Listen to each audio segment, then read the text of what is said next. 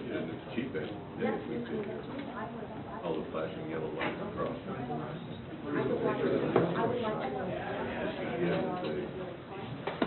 Make voters more aware. Yeah. Supposed to sign it when he votes? No, I'm just asking. Okay.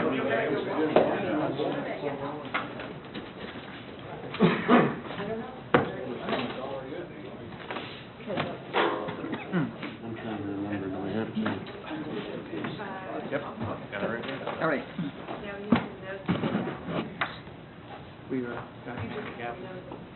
on the waiver.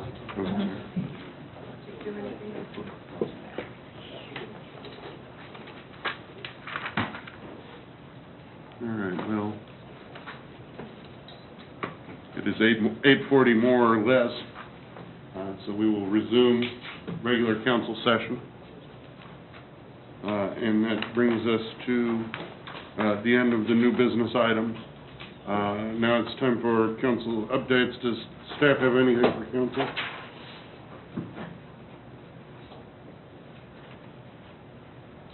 Does council have anything for staff?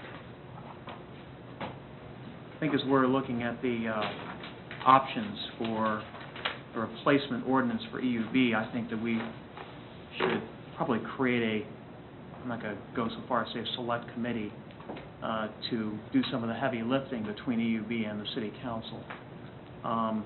2 members of the City Council perhaps, 2 members of the EUB, the mayor, the director of the EUB, and the city administrator would be a good start. Now I'm just putting that forward as a recommendation,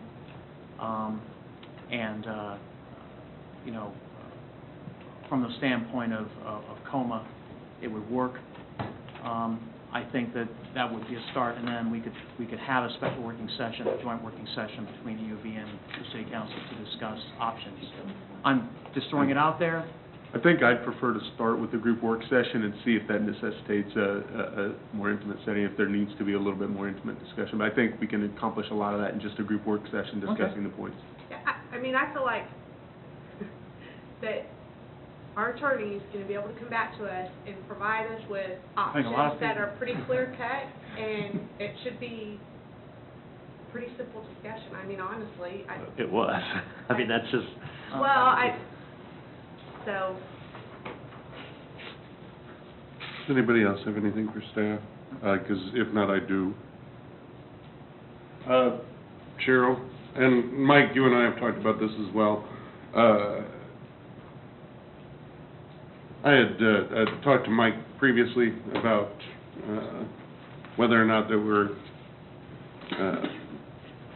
exceptions that we could make for fees charged to the people at the Gardner Auto Sales and Mr. Singh's store.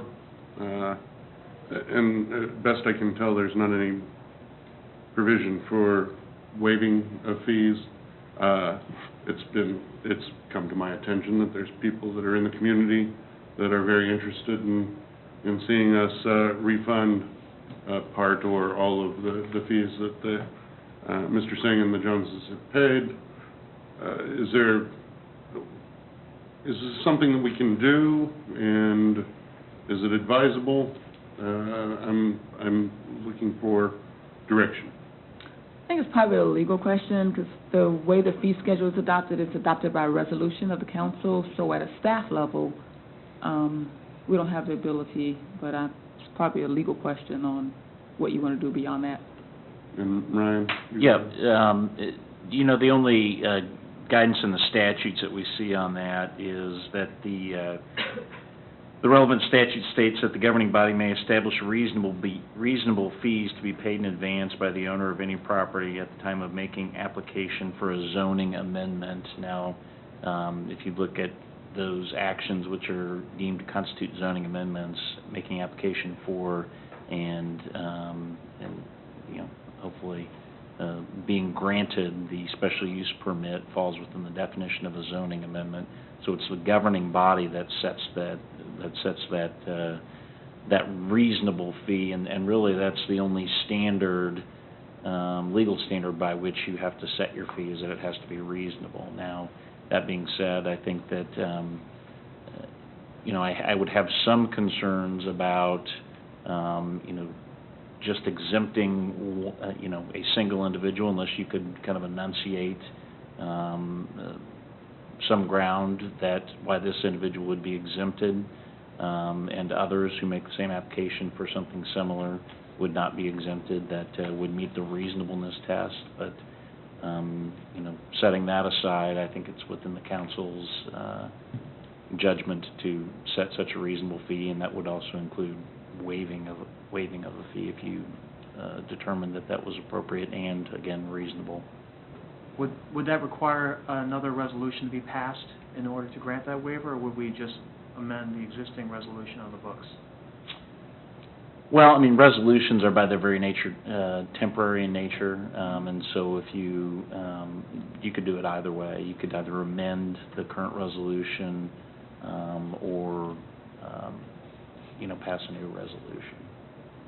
Specific to this particular business? Yeah, I mean, what's on the books now is the current resolution, which sets the fee schedule, and so it's the governing body that has the sole authority to set that schedule. And so, absent some official action of the governing body, dictating that something else be done, then staff has to abide by the guidance of the governing body in setting the original schedule. So if we wanted to pursue waiving the fees, what would our next step be? You could seek to, it's up to you. I'm not sure. I quite frankly don't know enough about this case to know what the basis for waiving of the fee is. I've seen or am aware of municipalities that have waived different types of fees for different reasons. For example, because of economic resources of the applicant, things of that nature that have, that really haven't been challenged. And so, I just don't know enough about it to know whether the basis for the amendment would meet kind of that reasonableness test. Let me run something by you real quick. These folks, the people in question, have they got a permit issued in error when it was about to expire. They filed for a rezone application. Turns out, after further discussion at the Planning Commission, it was suggested that a special use permit might be in order. They decided to go through with the rezone, but they filed the rezone first. I'm wondering if maybe the course of action would be to, because the more likely positive outcome for them would be the special use permit, and we didn't offer that to them at the time, and we came to it after the fact, that maybe waiving the rezone application fee or refunding it might be not unreasonable. And would that fall under a hardship provision if we were to add a hardship provision to the ordinance? It's $900. Yeah, right. Exactly. It's not much. I mean, reasonableness standard is very lenient to the governing body. So it's, if in your minds that's a reasonable allowance, then that's certainly within your province to grant that request. So no matter what, it's going to require a formal council action, correct? Right. So, I mean, can we I can't just say, give those people $900. So can we just say, whatever at the next council member meeting, whatever is the best way to do this, it'll be brought to us? I'm good with Right?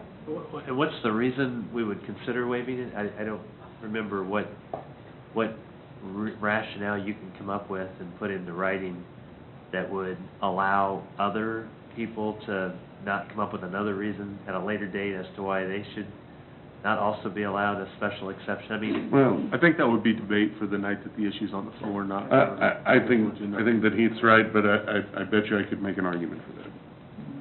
what is the argument? I'm just curious. Well, I mean,